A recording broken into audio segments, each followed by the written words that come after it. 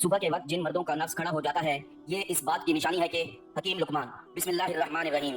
ناظرین، مرد اگر لمبے عرصے تک ہم بستری نہ کرے تو اس کے جسم میں بہت سی تبدیلیاں ہونے لگتی ہیں، اور کئی مرد لمبے عرصے تک ہم بستری کے عمل کو انجام نہ دینے کی وجہ سے بہت سی بیماریوں کا شکار بھی ہو جاتے ہیں۔ ان کے مزاج اور ان کی طبیعت پر بہت اثرات مرتب ہوتے ہیں، بہت بدلاؤ آتا ہے اور بہت سی چیزیں اثر انداز ہوتی ہیں۔ ناظرین، شریعت نے ہم بستری کے حوالے سے بہت ہی باتیں واضح کی ہیں، لیکن اس کی تعداد اس کے حدود و قیود پر کچھ واضح نہ کیا ہے، اور نہ ہی میاں بیوی کا آپس میں ہم بستری کرنے پر کوئی پابندی لگائی ہے۔ میاں بیوی جس طرح چاہیں اور جتنی بار چاہیں ہم بستری کر سکتے ہیں، اس میں کوئی ممانعت نہیں، لیکن شرعی حوالے سے حضرت عمر رضی اللہ تعالیٰ عنہ سے یہ بات جب پوچھی گئی کہ ایک عورت اپنے شوہر کے بغیر اور ایک مرد اپنی بیوی کے بغیر کتنا عرصہ رہ سکتا ہے، تو حضرت عمر رضی اللہ تعالیٰ عنہ نے فرمایا کہ صرف اور صرف 4 مہینے۔ اللہ پاک نے عدت کی جو مدت بتائی وہ بھی 4 مہینے 10 دن ہے اگر شوہر مر جائے۔ اس صورت میں 4 مہینے، اور اگر طلاق ہو جائے تو 3 حیض کی مدت ہوتی ہے۔ یاد رکھیں، صرف اس مدت تک عورت رہ سکتی ہے، اور اگر اس مدت کے بعد بھی بیوی کو اگر اس کا حق نہ دیا جائے، اس کے ساتھ ہم بستری نہ کی جائے، اس کے ساتھ پیار محبت والا معاملہ نہ کیا جائے، اس کے ساتھ ملاپ نہ کیا جائے، اس کے حقوق نہ دیے جائے، تو ایسے میں سب سے بڑا فساد تو یہ ہوگا کہ وہ اپنے شوہر کو چھوڑ کر کسی دوسرے نامحرم مرد کی طرف متوجہ ہو جائے گی۔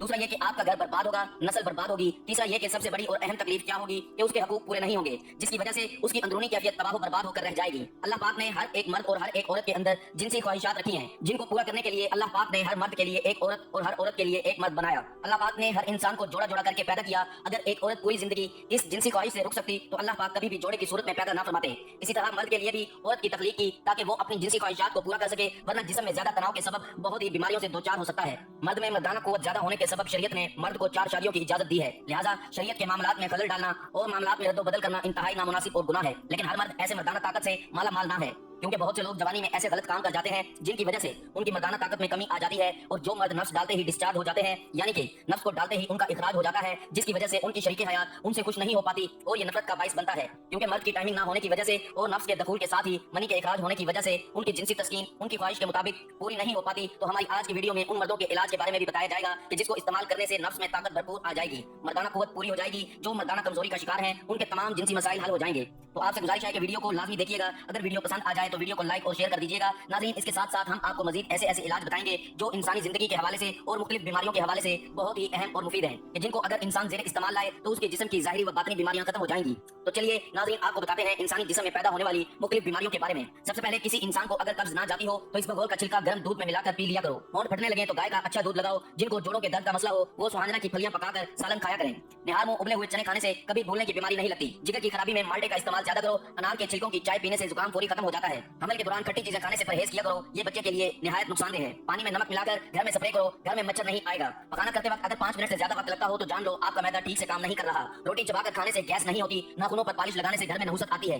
شام کے وقت گھر میں جھاڑو نہیں لگانا چاہیے۔ گندم کے دانے بھون کر کھانے سے حمل نہیں گرتا۔ دودھ کی ملائی کھا لینے سے بڑھاپا جلدی نہیں آتا۔ کبوتر کا انڈا کھانے سے دماغ تیز ہوتا ہے۔ سونف کھانے سے پیٹ خراب نہیں ہوتا۔ گوبھی کا سالن کھا کر دودھ پینے سے چہرے پر دانے نکل آتے ہیں۔ چاول کھا کر پانی پینے سے پیٹ کی بیماریاں جنم لیتی ہیں۔ نہار منہ دودھ میں شہد ملا کر پینے سے بینائی تیز ہوتی ہے۔ کچی روٹی کھانے سے پیٹ کی بیماریاں جنم لیتی ہیں۔ چائے کا استعمال جوڑوں میں درد کا باعث بنتا ہے۔ نہار منہ دودھ پینے سے چہرے پر کبھی بھی دانے چھائیاں نہیں نکلتی۔ ایک مرتبہ ہفتے میں پیشاب والی جگہ پر سرسوں کا تیل لگا لو، زندگی بھر بواسیر کا مسئلہ نہیں بنے گا۔ اگر آپ کی جلد سیاہ پڑ جائے تو سونے سے پہلے لیمو کا رس لگا لیں۔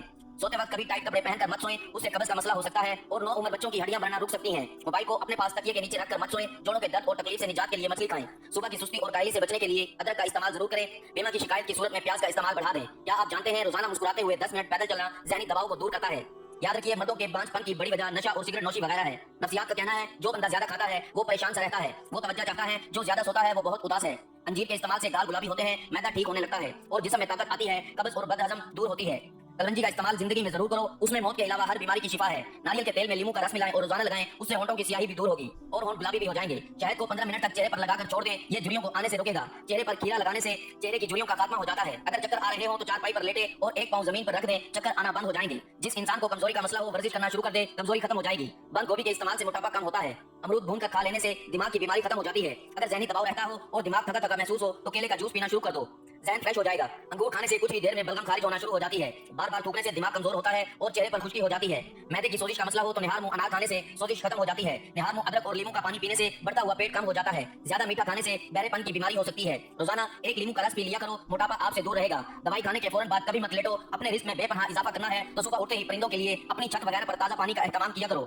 जिस तरह परिंदे की चोंच पानी ले जाने से दरिया का पानी कम नहीं होता, इसी तरह जरूरतमंदों को चंदा देने से माल कम नहीं होता। जहां आपकी सलाहियतों और खूबियों का इस्तेमाल ना हो, वहां आपका जाना बेकार है। मसलन ऐसी जगह धोबी का क्या काम जहां लोगों के पास पहनने को कपड़े ना हो, ना ज्यादा बोलना अच्छा है और ना ज्यादा खुश रहना अच्छा है। जैसे बहुत ज्यादा बारिश अच्छी नहीं होती और बहुत ज्यादा धूप भी अच्छी नहीं होती। दुख के वक्त तो रब को सब याद करते हैं, लेकिन खुशी में कोई नहीं करता। खुशी में भी खुदा याद आ जाए तो गम ही क्यों हो।